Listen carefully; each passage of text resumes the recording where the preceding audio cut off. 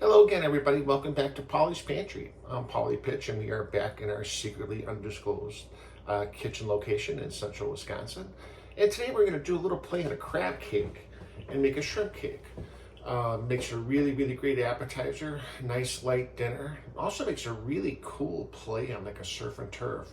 Nice little 5-ounce tenderloin, little sirloin, along with the shrimp cake. Makes a fun little play on everything. Before we get going, I want to thank everybody for tuning in once again. This is our 12th or 13th video. We're pushing 2,000 views on YouTube. Really thank you for that. About 70 subscribers, and we have about 120 friends on Facebook, so thank you very much. We're also up on Twitter, where you'll find all these recipes, and you'll find a link to the recipe in the bottom there on the comments, so check it out. Don't forget to like and subscribe. Share the page if you think it's cool. So we've got everything ready to go here. I've got about 15 shrimp that I had in the freezer. These are small shrimp. These are those 3140s.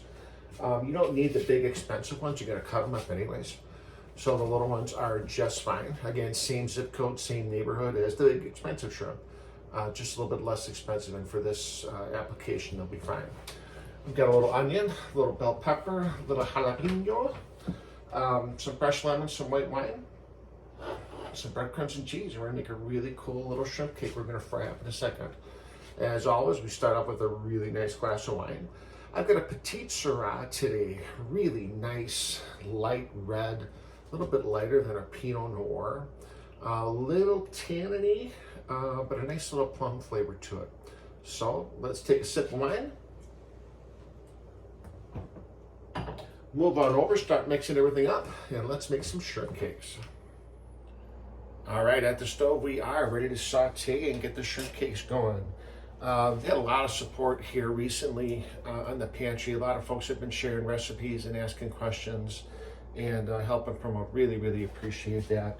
Special thanks to Jim, special thanks to Tim, special thanks to Ann, and in memory of one of our really dear friends, gal by the name of Nancy, very, very cool lady, longtime friend of my family and of all of us, passed away recently. So Nancy, this one's for you. We're still thinking about you. Wish you were here to try them. So we are at our little stove here. And again, we're gonna try this on an electric stove and see what happens. I've got about 2 tablespoons of butter. I've got just a little bit of vegetable oil, because again, the butter is gonna slow, the vegetable oils going to stop the butter from burning so quickly. And I want just a little bit of olive oil to give a little flavor, get a little depth. To start, I've got about a 1/4 cup of onion, a 1/4 cup of diced pepper, 1/4 cup of diced jalapeno. Now I want to saute these veggies, give them a little bit of flavor, give them a little bit of depth, kind of kick them in gear a little bit rather than biting into a raw vegetable as we're eating our shrimp cakes. Couple of turns, nice fresh pepper, couple of shakes, kosher salt. You could put a little pepper flake in there, red pepper flake. Could put a drop or 2 of Tabasco if you want a little bit spicier. We're gonna make these kind of middle of the road. I think with the jalapeno is gonna be plenty. And we could always make a hotter sauce, like a hotter aioli or a hotter remoulade, to spice them up if we would wish. This is going to cook really quickly. Again, I just want to get them mixed up and get kind of the rawness out of the vegetable. And again, give a little bit of flavor with the butter, a little bit of flavor with the different oils. Really nice foundation there. And as it cooks, it'll dry itself out a little bit. So we'll let that saute just a minute or so. Have a sip of wine, and we come back, we'll doctor up these vegetables. All right, been about 2-3 minutes. Vegetables are cooking. We take one little sip of wine. Chin Chin and Pasquale's watching out there. Pasquale, you're my hero. Hello everybody, today we make them up with the shrimp cake. So again, nice little simple saute. I'm gonna add in 2 small cloves, minced garlic. And I'm gonna put the garlic in a little bit later. I don't want it to burn. I don't want it to brown. I don't want to make these bitter. And as you'll see, as it's sauteed, all the water from the vegetables came out. A lot of water in the bell peppers, a little bit of water in the onion, a little bit of water in the jalapeno. Could add some mushrooms in here if you'd like as well, but we're gonna go pretty basic today. So again, you're gonna smell the veg, smell the garlic, about a half a small lemon. Wake everything up. And again, give it a real nice depth, a real nice little flavor to it. The secret ingredient, everybody's favorite, shorty white wine. Tap a little bit. And just let it reduce. And you can smell the lemon, you can smell the wine, you can smell these beautiful vegetables. Half a little bit of butter in there. Really is going to make it nice and rich. And we're just going to let that wine reduce. 2-3 minutes, cool it off, make our stuffing, and fry us up some shrimp cakes. We will see you in a few minutes. Okay, it's been a couple minutes, and a little trick that we did when we made the meatballs a couple of videos back is as we're sauteing, let's put the pan in the fridge, cool it off a little bit quicker, and add this in to our mixing bowl here. Let's get where you can see me. We'll kind of build our stuffing here a little bit. So we've got our pepper, our onion, our jalapeno, a little bit of white wine, a little bit of lemon. Start about a cup of breadcrumb. Maybe so, we can always add. A cup of grated Romano cheese, Parmesan is fine, blend is fine, whatever your taste is. A little bit dry basil. A little bit dry oregano. Can give it a really nice flavor, some nice depth. Turn it to a pepper. Shake or two of salt. Not too much salt because again the cheese is pretty salty. I got a quarter cup or so of chopped up parsley. Right, let's see what we got. Nice, nice. And we're gonna kind of fold our shrimp in.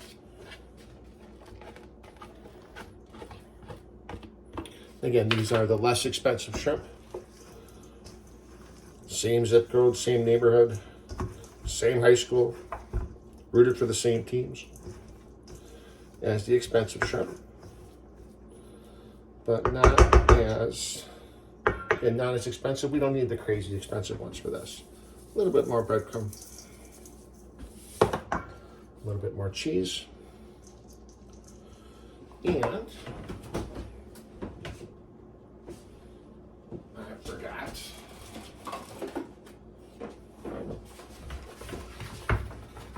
I'm gonna crack an egg in there and give us a little binder. Start with one, and we'll go from there. You see it's all coming together really, really nicely.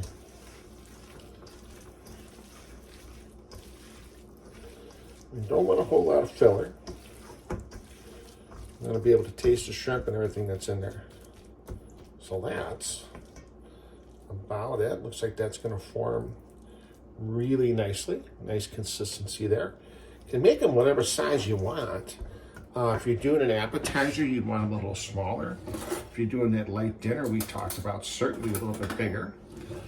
Surf and turf, I would do appetizer size. Really fun with a nice, again, nice small sirloin, nice small tenderloin. So I think we're about ready to go. We're gonna set up our little frying station here. I'm gonna throw this in the fridge about 20 minutes, let it firm up a little bit. Can adjust, see if we need some more breadcrumbs or some more binder. We'll fry them up and we're ready for dinner. See you in a bit. Okay, folks, I cheated here a little bit, kind of got them started.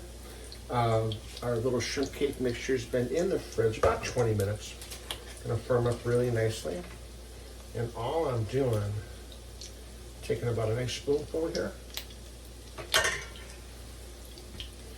Just a little bit of a push, a little bit more on this guy here. And into the pan all the way away from you. So if it splashes, it'll splash that way. Do one more.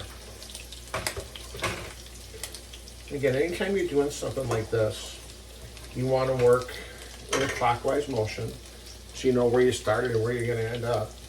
You can go counterclockwise too. I've been doing things backwards all my life. I don't think it really matters which way you go. And I've got just a little bit of vegetable oil in here. Check them. Oh, baby.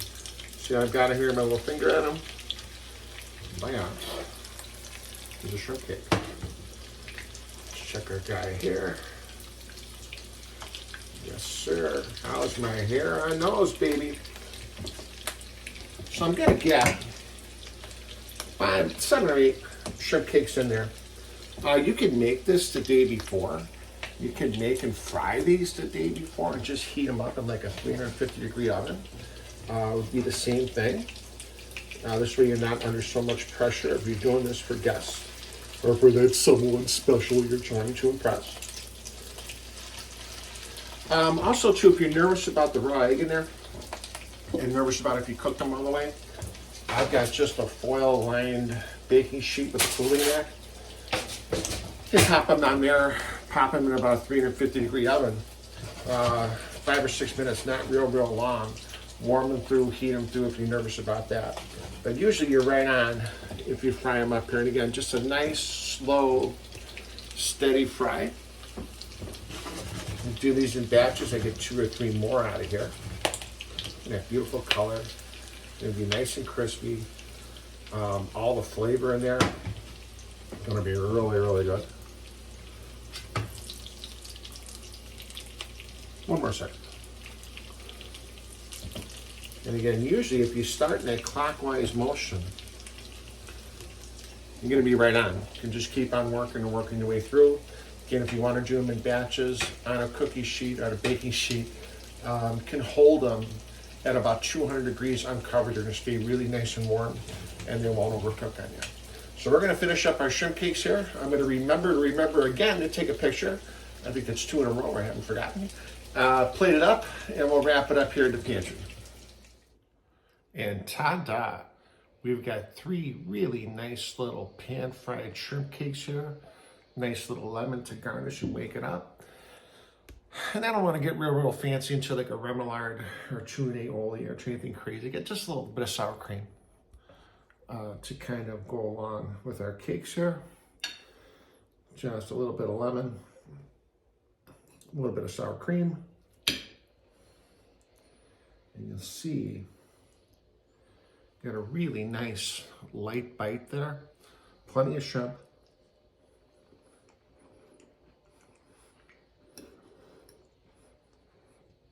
Very good. Nice and fresh, nice and crunchy.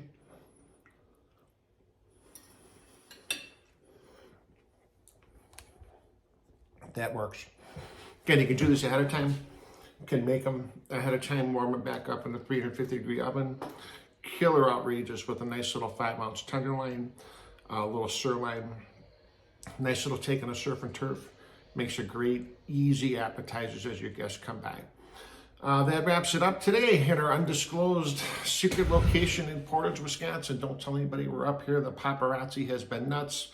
Beyonce, private planes, helicopters, people building houses out here because they found out Polly's Pantry filters sometimes. Been a little nuts. Until next time, thank you again for all your support. We'll see you again soon here at the pantry.